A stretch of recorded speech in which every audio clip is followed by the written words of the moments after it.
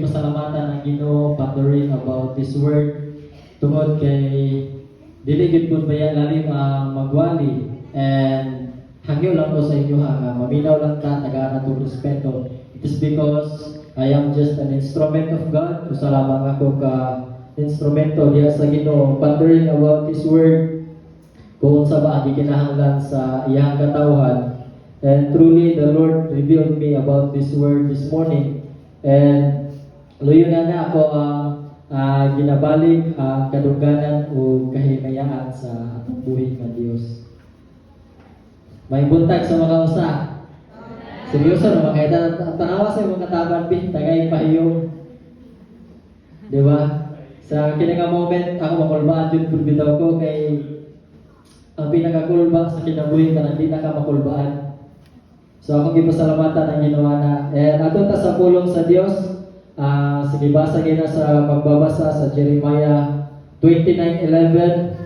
The word of the Lord says, "For I know the plans I have for you, declares the Lord, plans to prosper you, not to harm you, plans to give you hope and future." May God bless our heart through His word. As the short background of the book of Jeremiah, isulat kini ni Jeremiah sa pag-exit sa mga Israelites nga nadakpan sa taga-Babylonia. So, pangunahan ka na sa ni King Nebuchadnezzar nga mao ay nagdakop sa mga Israelita. If you are going to summarize verse 1 to 10, na event there in which 70 years nga ilaha captivity, 70 years sila muadto sa Babylonia.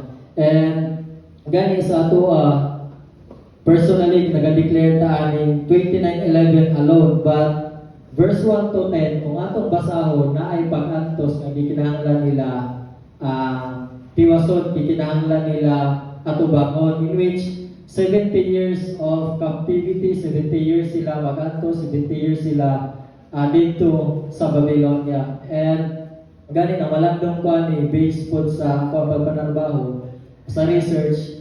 Ganong bumalik pa man ta sa pag-study sa pagtanong nga pwede naman ta mo-study sa pag-ani. So sa ministro sa tuwa is before ta mo proceed sa Jeremiah 29:11, atong tan-awon mo sa kung sa ba ang nahitabo sa verse 1 to 10. And truly, bisan gani ako mo claim ko ani sa plano sa Ginoo nga maayo para sa atong umma. And this morning, I am going to share to you about keep moving forward. Abante, padayon sa pag-alagad sa atong buhay ng Diyos. And ako na siya gikuhaan o definition according ni Merriam-Webster. Ningon siya din moving forward to continue or progress after something has happened, and to focus on the future rather than the past. Meaning, ningon si Merriam-Webster, ang pag-abante, padayon sa pag-abante, usa kini kapag padayon o pagpalambong sa kabutang nga nahumana. O naglangkob kini o nag-focus kini sa umaabot o dili sa milabay. And according ni Bible Dictionary, i-define po niya ang moving forward as a concept that refers to spiritual or moral progress, obedience, and perseverance. Meaning, according po ni Bible Dictionary, usa po kini kapag padayon sa paglambo diha sa espirituhanon ug sa kinayahan, sa pagtuman ug sa pagpadayon diha sa pag-alagad. The first point na ito makita diri is to remember God's work. In Psalm 77 verse 11, it says here, "I will remember the deeds of the Lord. Yes, I will remember your miracles of long ago." So the psalmist kini gi-define kini sa psalmist kini sa chapter 77, the psalmist himself encountered a lot of problem. Kini nga psalmist kini nga psalmist namalandong siya, he used the word Selah. Sa music team, nabasa na ako sa giprint ni Pastor, Selah. Meaning, nagpander siya, namalandong siya sa gibuhat sa Dios sa iyahang mga kagahapon. And the psalmist himself encountered a lot of problem. Isagubang siya ug daghang problema. And mga butang na iya na hinumduman sa works of God. The first point here is to the place of wilderness. Sa panahon nga anaa sila sa pagpahigawa sa Dios gikan sa Egypt paingon sa the land of promise. So kini nga time is nakita o napamalandungan sa usa ka psalmist nga sa diha na iyahang mga katigulangan dito sa kamingawan. Tunga sa desierto sa kainit ang Ginoo nakig-uban kanila pinaagi that the God is a pillar of clouds. Sa panahon nga naa sila sa kainit, ang Dios nagpandong nila o nakig-uban kanila. Meaning, sa iyang pagpamalandong sa iyang problema, na hinumduman niya ang iyang kagahapon, nga di maayo kayo ang Ginoo sa iyang katigulangan.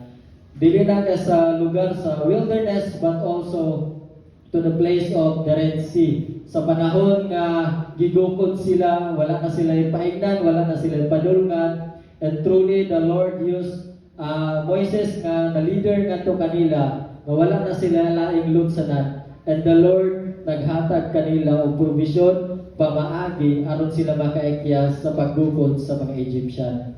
Meaning, sa ilang paglawig sa wilderness, niabot sila sa Red Sea, ang psalmist nakapamalandong, ang psalmist nakahinumdom, nga luyo sa ilang nasinatian sa iyang mga tigulangan, na hinumduman niya kung unsa ang Dios mamuhat sa ilang kinabuhi. Sa ato hapon, meaning in our serving the Lord, in order for us na makasustain ta o makapadayon ta sa pag-alagad diha sa atong buhi nga Dios, natay mga buta nga angay natong hinumduman. Mao ang kamaayo sa Dios. Amen. Mga butang nga nakabaton ta og kaluwasan, mga butang nga nakabaton ta og kaigyasan sa problema. Gani the psalmist alone encounter siya grabe nga problema. Meaning ang gipaabot sa tuwa, bisan unsa kadako kagamay nga problema atong masaguba, kanunay hinumdumi kung unsa nabuhat ang Ginoo sa imong kinabuhi. Amen. Unsa ka mga milagro nga gihatag sa Ginoo sa imong kinabuhi in order for us nga makamove ta, makaabante ta sa atong pag-alagad tungod kay atong nahinumduman ang kamaayo sa Dios sa atong kinabuhi. Amen. Ikaduha nga points nga ato ang pagkakuhaan. To have courage with God. According to Isaiah chapter 41 verse 10, it says, "Do not fear, I am with you. Do not be dismayed, for I am your God. I will strengthen you and help you. I will uphold you with my righteous right hand." So, to have courage with God, this event is all about the judgment nga niabot diha sa ilahang kinabuhi. Ang judgment diha sa Ginoo, and kung atong basahon ang 8 to 10, na dry event nga ginan sa Dios nga kamong Israel, kamong Jacob, akong mga sumusunod ni Abraham, ayaw ka mong kabalaka sa judgment nga mahitabo. Because the first point here is, I have chooses you. Gipili ko kamo. Naisip usa ka alagad sa Dios, usa ka magsusunod sa Dios as long as we serve the Lord. Kamo nga mga taga-Israel, kamo Jacob, nga descendant ni Abraham nga akong higala, ayaw kamo kabalaka. Have courage with God because kamo pinili sa Dios. And I define it as also sa book of John nga dingon dito ni Jesus sa iyaha mga katawan, dili kamo ang nagpili kanako, ako ang nagpili kaninyo. And I ponder about the word nga gipili sa Dios. This is the event nga in which atong pamalandungan nga kung kita ang mupili sa Dios first, lisod kaayo mga alagad.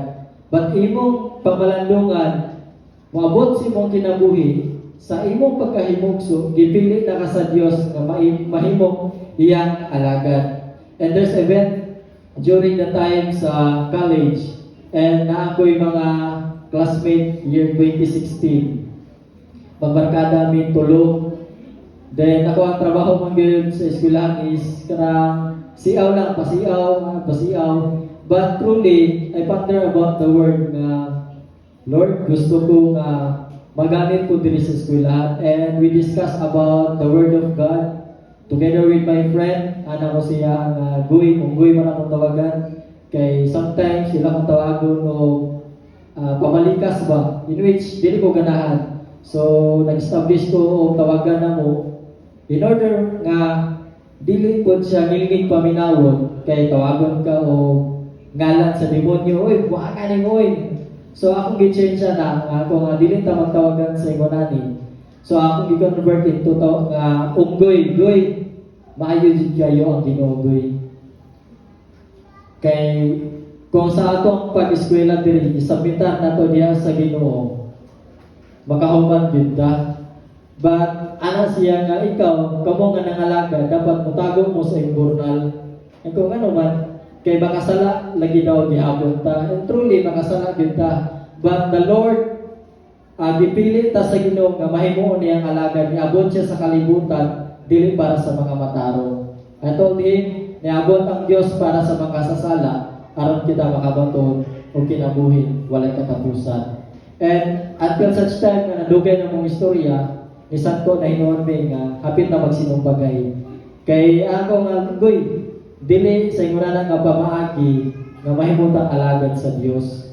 Ang pag-surrender, pag-submitan na to diya sa iya, mo na pamaagi nga kita iya sa Dios. And ana ko siya, wala naglimit ang atong kinabuhi sa mga buta nga naata. Apan ang atong kinabuhi, kung itugyan nato sa Ginoo tungod kay pinili ta, mahimong haruhay ang atong kinabuhi. That is why the event nga encourage nga natay courage sa Ginoo nga dili kita angay mahadlok sa panahon nga na-judgment tungod kay pinili ta. Tingnan mong katapat, pinili ka sa Dios. Pinili ka sa Dios. Lisod kayo sa mga people out there na mayroon sila, unya nako mga lagad o mabuutan nako. Unya nako mga lagad o tarong nako. In which gipili ta sa Ginoo, buutan man ka o maldito. Unsa man kadako sa imong sala, gipili ka sa Dios tungod kay gihigugma ka sa Dios. Amen. Dili lang kay sa gipili ta sa Dios, and also God strengthened us. And all throughout this year, we are done listening the Fresh Start, First Sunday, God's direction, nanatay direction sa pag-alagad in this season. And nasayod kita nga kini nga panahon wala ta kabalo sa dagan sa atong kinabuhi all throughout this year. But sa diha mo bati ta og kaluya sa atong pag-alagad, always remember nga ang Dios magligon sa atoang kinabuhi. Amen. Magligon siya sa atoang kinabuhi. And I do believe nga kita mo bati tag kaluya kakapoy gani sayo sa kabuntagon laay kayo ibangon. Pero sa dihang mag-alagad ka sa Dios, ang Dios mo pakita na magligon siya sa atoang kinabuhi. In order for us makapadayon this year, in order na makaalagad ta, makasugakod ta, siya magligon ka nato. Wala kita'y angay, ikabalaka. Amen? Ikatulo, to trust the Lord. In Proverbs 3 verse 5, it says here, trust in the Lord with all your heart and lean not on your own understanding. So this event, King Solomon wrote this letter ngadto sa iya magbabasa. After this realization, nakabaton siya o bahandi, kumaingon mo gud ta og king. Sa unang panahon, usa ka kini kadato na kay mga bahandi, butang nga mga first class. Maingon tag ilignon sa ilang panahon na sila mga kabayong daghan, na siya mga asawa nga daghan, nga mga gwapa nga mga asawa. And tungod kay usa siya kahari, gikolekta niya tanang mga butang nga hilabihang maayo. But after kini niya na hitabo sa iyang kinabuhi, and there's a thing nga na-realize niya og iya kini gisulat. Tungod kay iyang pagsalig, iyang kinabuhi, iyang gibutang sa mga butang nga diin na siya. And Solomon declares, when you trust the Lord, the first point here, submit your heart. Kung musalig ka sa Ginoo, isabitar ang imong kasing-kasing diha sa Ginoo. Tanan nimong gitinguha sa imong kasing-kasing, isabitar diha sa Ginoo. Meaning, sa iyang nasinatian, niabot siya sa point na wala niya nasabit iyang kasing-kasing diha sa Ginoo. That is why this is a realization diha sa iyang kinabuhi nga walay bili kung ang atong kasing-kasing naalang sa mga butang nga ng kalibutan. Walay bili ang atong pagsalig kung ang atong kasing-kasing naalang sa butang nga ng kalibutan. That is why he encouraged his readers nga kumusalig ka diha sa Ginoo, isubmit ang imong kasing-kasing. When you trust the Lord, submit your heart to God. Not just only to submit your heart, but also submit your mind to God. And I do believe nga naghanta mga plano sa atong ugma, sa atong mga pamilya, naghanta mga desire sa atong kasing-kasing o gunahuna. But when you trust the Lord, ang mga butang nga imong gihuna-una, mga butang nga nasa imong una-una, iya kining tugutan nga mahimugso sa imong kinabuhi. Amen. Kapoy kaayo sa pag-alagad nga kita lang mismo ang nanimuha. Wala nato gi-include ang pagsalig nato diha sa Ginoo. And there's a scenario here during the time of Campañas Brazil 2025. This is the true story. Brazil na siya sa Brazil. And ang anak niya dahil sa kapamilya nila siya'y anak nga babae. Yato siya dito sa iyang inahan, ingon siya nga ningon na iyang inahan sa iyang anak, tungod kay hubog na iyang anak, uban niya mga kauban. Ana siyang anak, uban na si Jesus sa inyong sakyanan. Tungod sa pagbugal-bugal sa iyang anak, sa iyang inahan na siya nga, ma, dili naman masigong si Jesus sa mga sakyanan. Tungod kay puno naman mi, dito na lang siya sa likod. Kotse ba, dito na lang siya sa likod. And truly, after a few hours, nanilakaw sila, na disgrasya ang sakyanan. Patay tanan sakay, apil yang anak, iyahang mga higala. And nakibulong ang investigator, ang pulis, ringon siya, dili na gud maitsura ang sakyanan.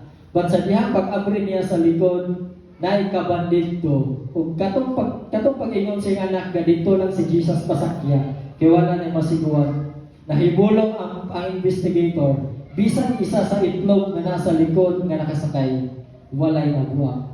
Meaning, ang pagsalig sa iyang inahan, gitugyan niya sa Dios, but the response sa anak is iyang gibutang iyang pagsalig nga ang Ginoo na dito sa likod. At gani, ang mga itlog, bisan isa, dili na may itsura, imagine, dili na may itsura ang sakyanan, but usa sa itlog nga nasa likod, walay nabuha. Meaning, kung ang imong pagsalig, uban ang pagtuo, nga itugyan nimo ang Ginoo makikuban nimo, wala mahitabo peligro. Amen? Katong time, grabe, hilak sa inahan. And same is true sa atua, when we trust the Lord, butangan natong pagsalig, nga Lord, kini nga kinabuhi, akong itugyan, diha kanimo. Uban ang pagsalig, o pagtuo, nga ikaw, dili mo biya kanako. Amen? As I end this message, there's a conclusion. The Proverbs 3 verse 6. In all your ways, submit to Him, and He will make your path straight. Meaning, wala nagpasabot nga sa atong pag-alagad, wala na tayo pagsulay, hamloy na. Nahagya ko'y pagsulay. But you know what? Kung sa ang pinakadakong bita. Sa dihang isubmit nato atong kinabuhi, ang atong paglawig nga kining kalibutan na, submit na to diya sa Ginoo, mahimong makaabot na sa atong painan, mao ang iyang gingharian na makauban na to siya dito sa iyang amahan, mao ang Dios nga atong gialagaran. Amen. May God bless our hearts through His word this morning. Salamat.